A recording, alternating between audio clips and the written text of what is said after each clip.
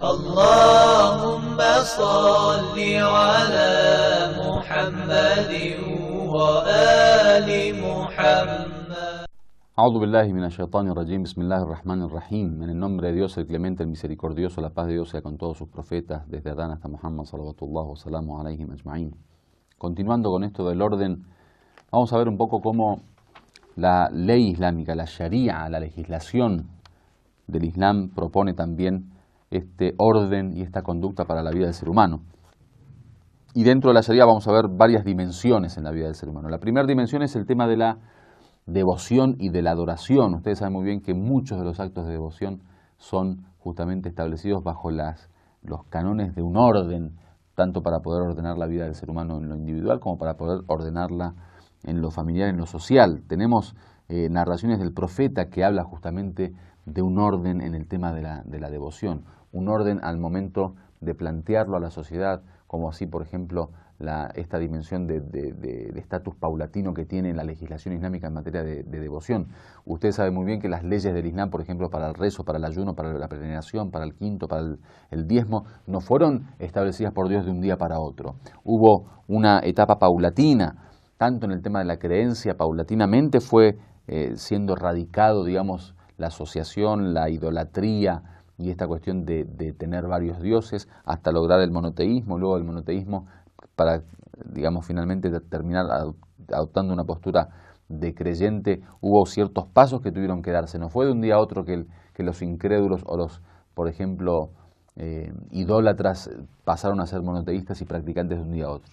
El orden que hay, por ejemplo, en el establecimiento de ciertas obligaciones, como por ejemplo el rezo al principio, después poco a poco otras obligaciones. Entonces, todo esto habla justamente del orden en la legislación. Dice el profeta, Inna hada din matin, dice, esta religión es muy estable, una religión muy de peso, una religión fuerte, una religión imponente, podríamos decir. Fa'awghilu fihi birifq, dice, entren en él con suavidad, o sea, entren en la religión, en él, porque lo traduje del árabe, perdón, entren en ella con suavidad, entren en ella con tranquilidad. وَلَا تُكَرِّهُ عِبَادَةَ اللَّهِ إِلَى عِبَادِ اللَّهِ, y no impongan la adoración de Dios a los siervos de Dios. O sea, por eso en el Islam, desde el momento de la legislación, todo esto fue siendo un paso paulatino. ¿Por qué?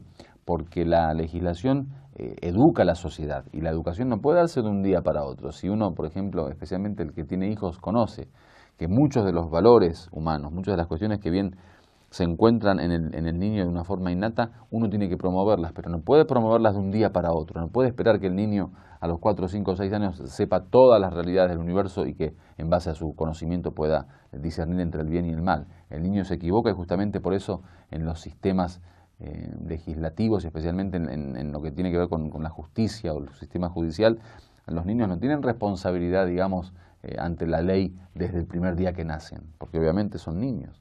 Entonces, todo este desarrollo paulatino también se da a nivel sociedad. La sociedad también necesita de un orden en materia de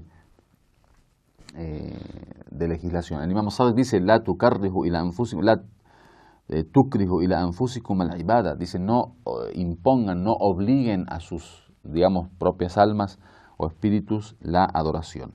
En cuanto a la vida personal, también tenemos, por ejemplo, muchas de las enseñanzas en el carácter del profeta que aparecen en los hadices, por ejemplo, el tema de la limpieza o la higiene, que dice bi'sal abdel qadura, dice la persona que es sucia, es, digamos, el peor de los siervos. O la narración que dice, Inna Allaha jamil yuhibbul jamal wa yuhibbu an yara athara ni'matihi ala abdihi, dice, Dios es bello y ama la belleza y ama ver, digamos, los efectos que tienen sus favores en sus siervos. Es decir, que hay una cuestión de orden también a nivel personal. El profeta, tenemos narraciones que dice que se miraba al espejo o se miraba en un tacho de agua, por ejemplo, antes de salir, que se perfumaba o que se peinaba. Todo eso habla del orden en la vida individual del ser humano. El orden en la apariencia, el orden en el caminar, el orden en dormir. Dice, Inna Allaha la yanzuru ila suwarikum wa la ila amwalikum walakin yanzuru ila qulubikum. El profeta, es cierto que esto tiene que ver, digamos, también con cuestión interna, digamos, de la higiene interna, la purificación del alma. Dice, Dios no ve únicamente o no ve su imagen, su apariencia, ni tampoco su dinero, sino que ve también sus corazones, o sea, mejor dicho, lo que ve es sus corazones. Sin embargo, así todo, el Islam también ha recomendado muchísimo el tema de la higiene, el tema de la salud, el tema de la imagen y de la apariencia, el utilizar el peine, como dijimos, que aparece en los hadices, que es mustahab, y es una profética hasta peinarse la barba, por ejemplo.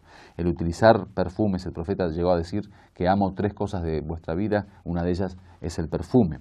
Lo otro tiene que ver con el orden en la vida personal del ser humano. Dice, Amá, Kana Yajid, en una narración aparece que una persona se presentó ante el profeta y estaba muy despeinado. Jabir ibn Abdullah le dice, comenta o narra esta narración, dice, Atana Rasulullah fara'a rajulan sha'atan qad tafarraqa sha'ruhu.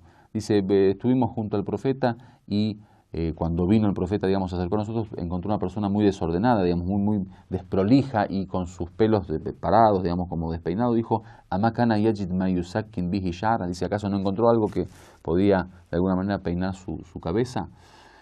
O por ejemplo, la narración también que dice cuando el profeta salía, por ejemplo, cuando salía a la mezquita, cuando salía a visitar a los compañeros, generalmente dice que se arreglaba, se ponía perfume, se arreglaba la ropa, se ponía linda ropa, se ponía perfume, como bien dije, se peinaba el pelo y la barba y se miraba en el espejo. Y después decía a la gente, Inna Allaha yuhibbu min abdihi idha kharaja ila ikhwanihi an yatahayya lahum wa yatajammal. Dice, ciertamente Dios ama que su siervo cuando sale a sus hermanos, cuando va a ver a sus hermanos, a su gente, a su pariente, se prepare para ellos y se embellezca. O por ejemplo, todas las enseñanzas que tienen que ver con el equilibrio en el gasto, como bien habíamos dicho anteriormente. Por ejemplo, tenemos que el Corán dice, وَلَا تُبَذِّرْ تَبْذِيرًا, que no derroches. Innal mubadhirina kanu ikhwan shaytan, aquellos que derrochan son hermanos del shaitán, de Satanás. Wa kana shaytanu li rabbihi kafura, y el shaitán o Satanás es un desagradecido de Dios. Wa kulu washrabu wa la tusrifu, dice, coman y beban pero no derrochen. Innahu la yuhibbul musrifin, porque ciertamente Dios no ama a los que derrochan, o no les gusta quien derrocha. O por ejemplo dice, iyaka wal israfa innahu min fi'li shaytana, dice, ten cuidado con el derroche, porque ciertamente es un acto diabólico. Y todas estas cuestiones que aparecen, por ejemplo, en el tema de las relaciones interpersonales, el tema del encuentro con los amigos, el encuentro con la familia, el trabajo, por ejemplo, tenemos narraciones que dicen acerca del orden del tiempo. El imam al-Kadhim alayhi salam dice, Ijtahidu fi an yakunu zamanikum 4 sa'at. Dice, preocúpense porque sea el tiempo de ustedes dividido en 4 horas, en 4 momentos. Sa'a li munajat Allah, 1 hora para Dios, para pedir a Dios, para buscar a Dios, para, adorar a Dios. Wasa'a li amr al-ma'ash, 1 hora para el trabajo, para la vida, económica y laboral. Wasa'a li mu'asharat al-ikhwan, dice, y 1 hora para poder convivir con los hermanos. Az-zuqat, los que tienen confianza, la gente de confianza. Alladhina yu'arrifunakum uyubakum wa yukhallisuna lakum fil batin, aquellos que tienen sinceridad con ustedes, son gente de confianza y les muestran vuestros defectos, pero con confianza. Wasa'atun takhluna fiha liladhatikum fi ghayri muharram, y 1 hora, un momento, para estar dedicado a uno mismo, a sus placeres personales. Dice, y a través de esta hora pueden continuar, ordenando las últimas 3 horas. Lo último tiene que ver con lo que llaman al-uhud y al-uqud, los contratos y los pactos o las promesas. El Corán dice, ya ayyuhalladhina amanu idha tadayantum bidainin ila ajalin musamman faktubuh. Dice, si alguien de ustedes pide una deuda, que la escriba. O yaktub bainakum katibun bil adl, y que alguien sea testigo como por ejemplo, una persona de justicia. Wa awfu bil ahdi, dice, cumplan con los pactos. Innal ahda kana mas'ula, porque Dios preguntará sobre el pacto. O por ejemplo dice, man kana yu'min billah wal yawmil akhir falyafi idha wa'ad, dice, aquel que cree en Dios y en la otra vida, que cumpla con su promesa. Wa in aqadta bainaka wa baina aduwik 'uqdatan aw albastahu minka dhimmatan fahut 'ahdaka bil wafa' war'a dhimmataka bil amana. Dice, si hasta tuviste un trato o un pacto con el enemigo, tienes que cumplir con el pacto que le hiciste, y aunque te haya dado algo, por ejemplo, que esté sobre tus hombros, sobre tu responsabilidad, tienes que cumplir con eso. O por ejemplo, el Imam Ali, cuando habla con Malik al-Ashtar, dice: وَأَشْعِرْ قَلْبَكَ الرَّحْمَةَ لِلرَّعِيَّةِ وَالْمَحَبَّةَ لَهُمْ وَاللُّطْفُ بِهِمْ. Le aconseja que tenga misericordia y amor por la gente, por el pueblo. Le aconseja al gobernador de Egipto. Dice: وَلَا تَكُونَنَّ عَلَيْهِمْ سَبْعًا ضَارِيًا. No seas como un digamos, animal salvaje con ellos. Como que quieres comerlos, digamos, porque la gente, dice, son de dos tipos. Es o un hermano tuyo en la religión, un correligionario, o alguien que se te parece en la creación. Es por eso que el orden, como bien vemos, está también como algo fundamental en la ley islámica. Walhamdulillahi Rabbil Alamin.